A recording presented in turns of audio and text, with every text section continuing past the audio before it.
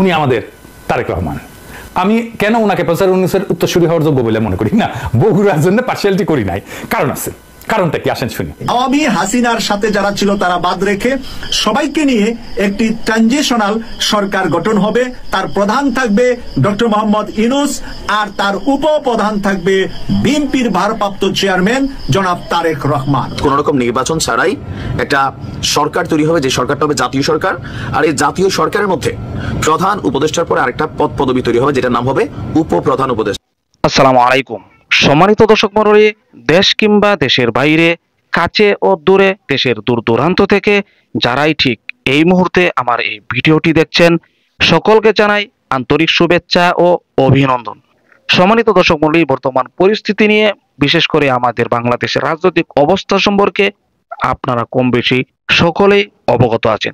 নতুন করে কিছু তথ্য আপনাদেরকে দেখাবো এই ভিডিওতে, যা খুবই গুরুত্বপূর্ণ, এমনকি যে ভিডিওটি ইতিমধ্যে চাঞ্চল্যকর অবস্থা সৃষ্টি হয়েছে, এমনকি নেট দুনিয়া ব্যাপকভাবে ভাইরাল হয়েছে, যা দেখলে আপনিও রীতিমতো অবাক হতে বাধ্য হবে।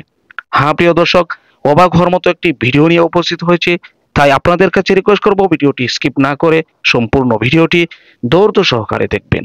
তার সাথে সাথে আরেকটি রিকোয়েস্ট করি, আপনি যদি আমাদের এই চ্যানেলটিতে নতুন হয়ে থাকেন, চ্যানেলটিকে সাবস্ক্রাইব করে পাশে থাকা বেল বাটনটি অন করে দিবেন।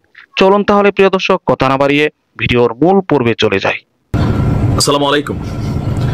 কয়েক ঘন্টা আগে আমি একটা নিউজ দিয়েছি, ইভেন আপনারাও গণমাধ্যমে দেখেছেন, যে হঠাৎ করেই আমাদের জাতীয় নাগরিক পার্টির ব্লুটুথ বয় সার্জিস একটা আবদার করছে যে ডক্টর মোহাম্মদ ইউনূসকে 5 বছরের জন্য নির্বাচিত প্রধানমন্ত্রী হিসেবে তিনি দেখতে চান।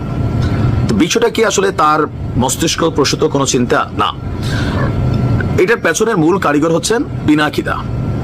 আজকে তিনি একটা ভিডিও দিয়েছেন যে কে হচ্ছেন উপপ্রধান উপদেষ্টা। উপপ্রধান উপদেষ্টা তার মানে প্রধান উপদেষ্টা যিনি আছেন, এরপর আমরা সবাইকে উপদেষ্টা চিনি, বাট এর মিডলে একটা পোস্ট তৈরি করার জন্য পিনাকিদা একটা ব্যাখ্যা দিয়েছেন যে এখানে একজন উপপ্রধান উপদেষ্টা দরকার। তো উপপ্রধান উপদেষ্টা নির্বাচন আর 2-3 মাস পরে তফসিল ঘোষণা হবে। ডক্টর ইউনূস বলছেন ডিসেম্বর অথবা জুন, আর বছর খানেকের জন্য উপপ্রধান উপদেষ্টার কি দরকার আছে? দরকার আছে, তবে বছর খানেকের জন্য না, এই সময়টা প্রায় 3.5 বছরের জন্য। মাথায় অনেকে ঢুকছে, অনেকে ঢুকছে না।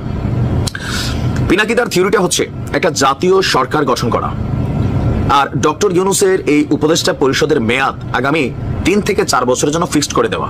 অর্থাৎ কোন রকম নির্বাচন ছাড়াই একটা সরকার তৈরি হবে, যে সরকারটা হবে জাতীয় সরকার। আর এই জাতীয় সরকারের মধ্যে প্রধান উপদেষ্টার পরে আরেকটা পদ পদবি তৈরি হবে, যেটার নাম হবে উপপ্রধান উপদেষ্টা।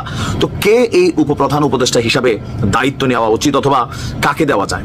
তিনি এখানে জনাব তারেক রহমানের নামটা সামনে নিয়ে আসছেন। এখন কেন জনাব তারেক রহমান? কারণ হচ্ছে এই মুহূর্তে ডক্টর ইউনূসকে নির্বাচনের জন্য চাপ প্রয়োগকারী যে দলটা মাঠে সবচেয়ে বেশি অ্যাক্টিভ, এটা হচ্ছে কে? আমাদের বিএনপি। সো বিএনপিকে যদি নির্বাচন ছাড়া এই লম্বা সময় টিকাই রাখতে হয় মাঠে, তাহলে দরকার হচ্ছে একজন উপপ্রধান উপদেষ্টা, যার পাওয়ারটা হবে ডক্টর ইউনূসের থেকে একটু কম, বাট দুজনেই কাছাকাছি লেভেলের একটা ক্ষমতা নিয়ে থাকবেন। এখন এই যে উপপ্রধান উপদেষ্টা পদটায় জনাব তারেক রহমানকে বসানোর মেইন কারণটাই হচ্ছে নির্বাচন নিয়ে যেন বিএনপির যে হুঁশিয়ারি, যেমন আজকে মির্জা ফখরুল ইসলাম তিনি একটা বক্তব্য দিয়েছেন যে কোনো মুহূর্তে বিএনপি নির্বাচনের দাবিতে রাজপথে নামবে। এখন রাজপথে যদি বিএনপি নামে, তাহলে এই সরকার অনেক রকম ডিস্টারবেন্সের মধ্যে পড়বে। কেন? কারণ মাঠের শক্তিতে বিএনপির একার যে শক্তি অথবা আওয়ামী লীগের যে শক্তি, এটা অন্য কোনো দলের আসলে কিন্তু নাই। জামাত তাদের মতন করে ভালো আছে, কিন্তু ডক্টর ইউনূসের সরকারের এই মেয়াদকে নাড়াচাড়া করার জন্য সবচেয়ে বড় বাধা হচ্ছে বিএনপি। সো সেই বিএনপি থেকে যদি উপপ্রধান উপদেষ্টা পদটা জনাব তারেক রহমানকে টেকনিক্যালি ম্যানেজ করে দেওয়া যায়, তাহলে এই সরকারটা আরো 3-4 বছর থাকতে পারে। এখন কেন পিনাকি চাচ্ছেন ডক্টর ইউনূসকে 3-4 বছর রাখার জন্য? তার মোটিভটা কি? কথাগুলো সুন্দর, কিন্তু বিএনপি মানবে কিনা, বা বিএনপির মানা উচিত কিনা, অথবা অনির্বাচিত একটা সরকারকে লম্বা সময়ের জন্য এভাবে দেওয়া উচিত হবে কিনা? কারণ যেখানে আমরা দেখছি জাতীয় নাগরিক পার্টির এক একজন সমন্বয়ক এক একটা অলিখিত মন্ত্রী মিনিস্টারের মতন সব জায়গায় হর্তাকর্তা তারা হয়ে গেছেন।